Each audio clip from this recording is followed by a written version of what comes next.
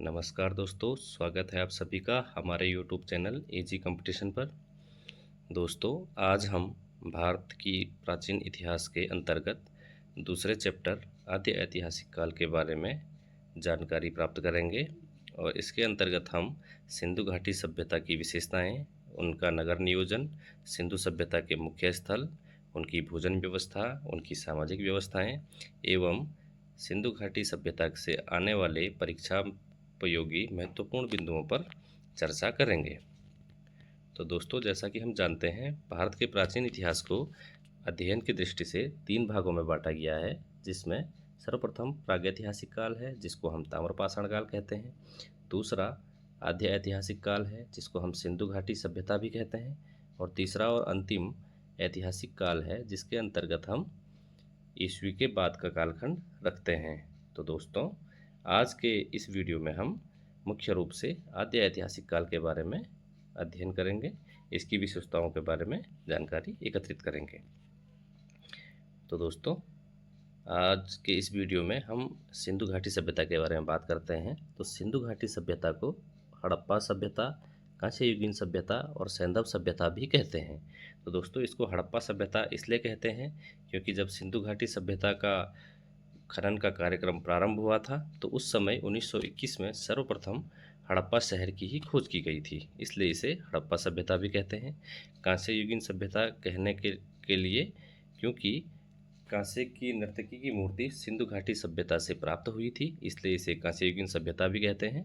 तथा सिंधु घाट नदी की घाटी में विकसित होने के कारण इसको सैंधव सभ्यता भी कहते हैं। तो दोस्तों, सिंधु घाटी सभ्यता का इतिहास देख लेते हैं। इसको सिंधु नदी की घाटी के किनारे विकसित होने के कारण इसको सिंधु घाटी सभ्यता भी कहते हैं। इसके अलावा हड़प्पा नामक शहर की खुदाई सर्वप्रथम होने के कारण सिंधु घाटी सभ्यता को हड़प्पा सभ्यता भी कहते हैं। इस सभ्यता का कालखंड इसके अर्थात इसकी शुरुआत 3000 से 3300 ईसा पूर्व से मानी जाती है और इसका जो अंत हुआ था वो 1300 से 1500 ईसा पूर्व के अंतर्गत माना जाता है। दोस्तों, अलग अलग सोर्सेस में अलग अलग कालखंड दर्शाया गया है, लेकिन यह कालखंड 3000 से 3300 से ही प्रारंभ माना जाता है और जो इसका अंत समय था वो 1300 से 1500 ईसा पूर्व माना जाता है। इसके अलावा चार्ल्स वेसन द्वारा दी गई जानकारी के अनुसार यह विश्व की पहली नगरीय अथवा शहरी सभ्यता है, अर्थात अभी तक प्राप्त सभ्यताओं में सिंधु घाटी सभ्यता ही एक ऐसी सभ्यता है जो सबसे पहले मिली थी और यह नगरीय सभ्यता थी। इसके अलावा कुछ अन्य महत्वपूर्ण तथ्य देख लेते हैं दोस्तों। सन 1921 में राय बहादुर दयाराम साहनी जी द्वारा हड़प्पा शहर की खोज की गई थी और हड़प्पा की खोज के समय जो भारतीय पुरातत्व सर्वेक्षण विभाग था उसके जो महानिदेशक थे वो जॉन मार्शल थे, अर्थात जॉन मार्शल के ही निर्देशन में राय बहादुर दयाराम साहनी जी द्वारा हड़प्पा शहर की खोज की गई थी। सिंधु घाटी सभ्यता का विस्तार और इसकी भौगोलिक स्थिति की हम जब बात करते हैं तो सिंधु घाटी सभ्यता का जो आकार था वो त्रिभुजाकार था और इसका जो पूर्वी सीमा विस्तार था वो वर्तमान उत्तर प्रदेश के आलमगीरपुर तक पाया जाता है। सिंधु घाटी सभ्यता का पश्चिमी सीमा विस्तार बलूचिस्तान के सुतका गेंडोर नामक स्थान तक प्राप्त हुआ है और इसका उत्तरी विस्तार जम्मू के मांडा नामक स्थान तक प्राप्त हुआ है और दक्षिणी सीमा विस्तार महाराष्ट्र के दैमाबाद नामक स्थान तक प्राप्त हुआ है। अर्थात जो सिंधु घाटी सभ्यता थी दोस्तों, यह वर्तमान उत्तर प्रदेश से लेकर बलूचिस्तान तक और जम्मू से लेकर महाराष्ट्र तक इसका क्षेत्र फैला हुआ था, अर्थात यह इतने व्यापक रूप में विकसित हुई संस्था थी। आगे बढ़ते हैं दोस्तों, सिंधु घाटी सभ्यता का सामाजिक जीवन देख लेते हैं। तो सिंधु घाटी सभ्यता का जो समाज था यह मातृसत्तात्मक समाज था, अर्थात इस समय महिलाओं को समाज में उच्च स्थान प्राप्त था। सामाजिक वर्ग 4 भागों में विभक्त था: विद्वान वर्ग, योद्धा वर्ग, शिल्पी वर्ग और श्रमिक वर्ग।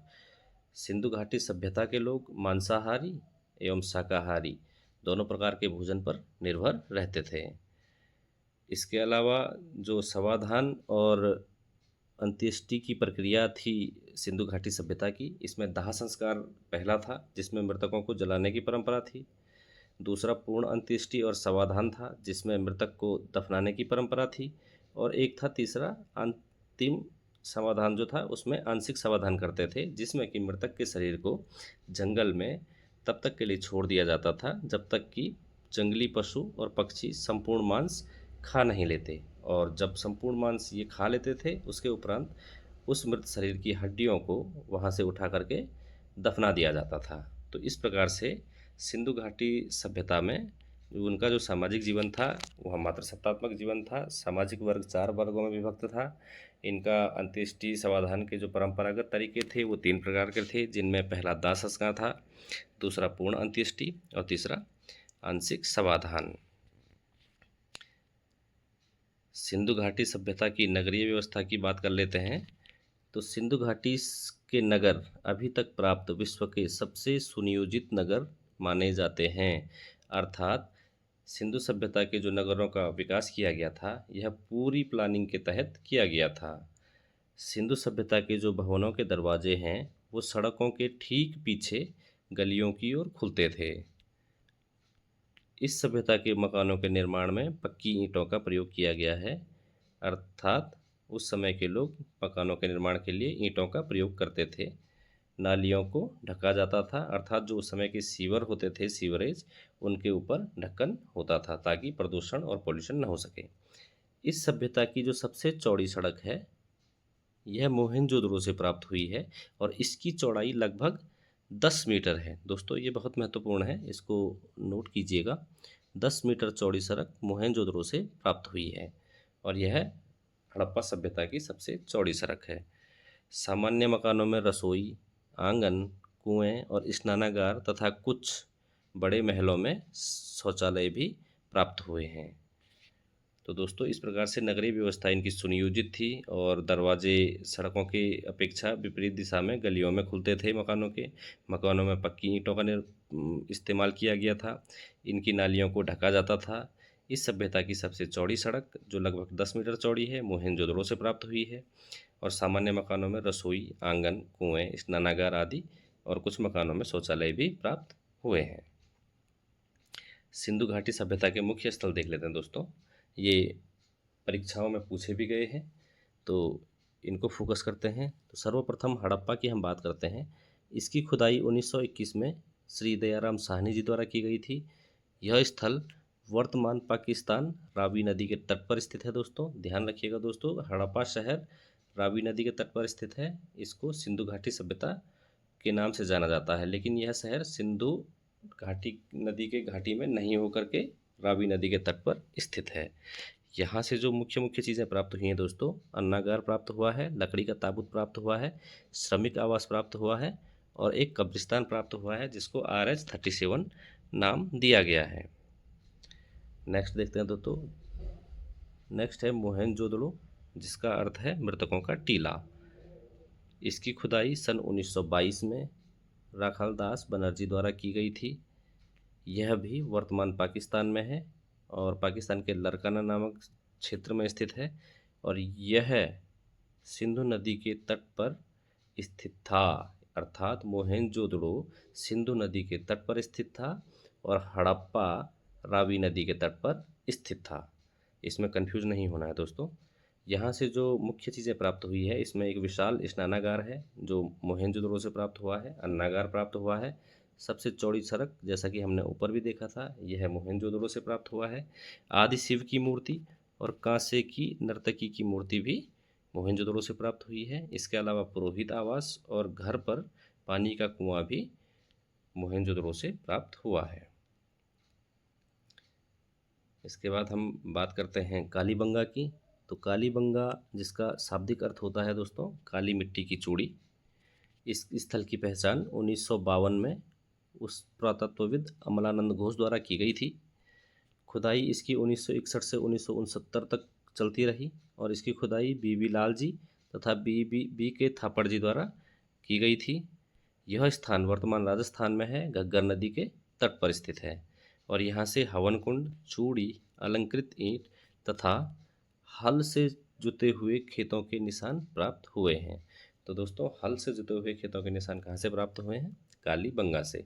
और कालीबंगा वर्तमान राजस्थान के घग्गर नदी के तट पर स्थित है। अगला देखते हैं दोस्तों, धौलावीरा। इसकी खुदाई रविंद्र सिंह बिष्ट जी ने की थी। यह स्थान वर्तमान गुजरात में स्थित है और यहाँ से जो मुख्य चीज़ प्राप्त हुई है वह स्टेडियम प्राप्त हुई है।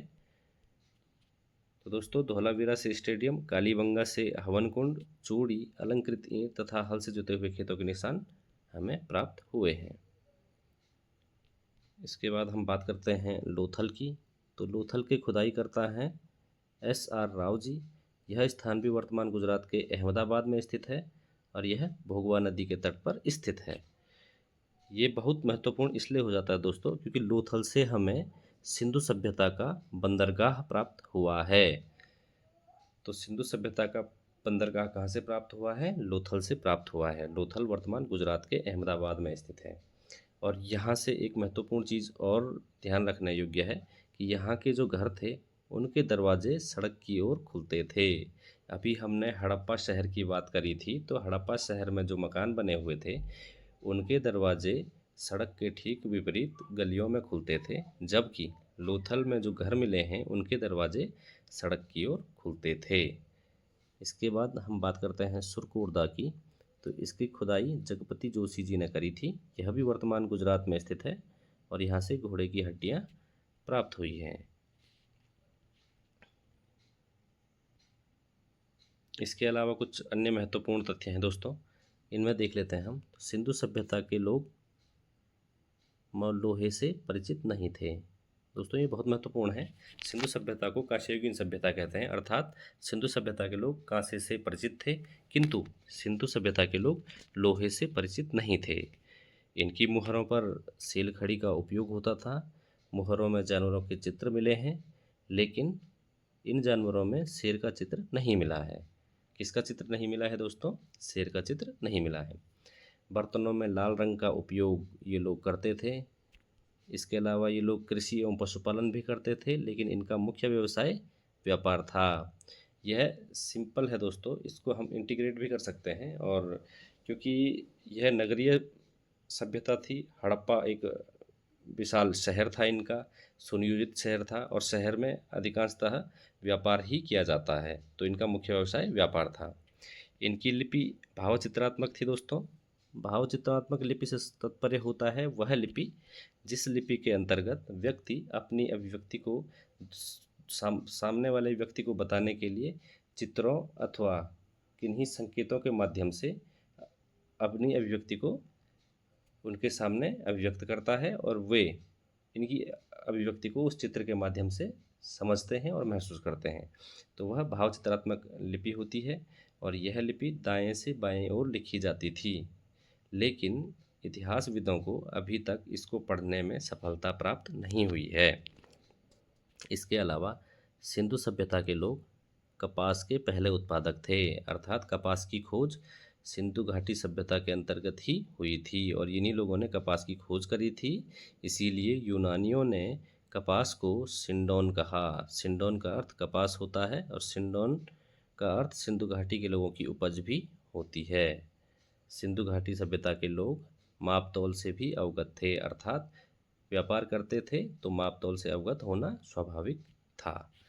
तो दोस्तों, आज की वीडियो यहीं पर समाप्त होती है। इसके अंतर्गत हमने ऐतिहासिक काल पढ़ा और उसके अंतर्गत भी सिंधु घाटी सभ्यता अर्थात हड़प्पा सभ्यता के बारे में, उससे संबंधित उसकी सभी प्रकार की विशेषताएं, उसके बेसिक स्ट्रक्चर, उसके मुख्य तथ्यों, उसके मुख्य स्थलों, मुख्य सामाजिक जो व्यवस्थाएं थी उसके बारे में जानकारी प्राप्त करी। तो दोस्तों, आशा है आपको यह वीडियो पसंद आया होगा। यह वीडियो आपके परीक्षोपयोगी तथ्यों में काम आएगा। तो दोस्तों, अगले चैप्टर में हम ऐतिहासिक काल जो है भारतीय प्राचीन इतिहास का, उसके बारे में जानकारी प्राप्त करेंगे। तो आज के वीडियो को समाप्त करते हैं। धन्यवाद।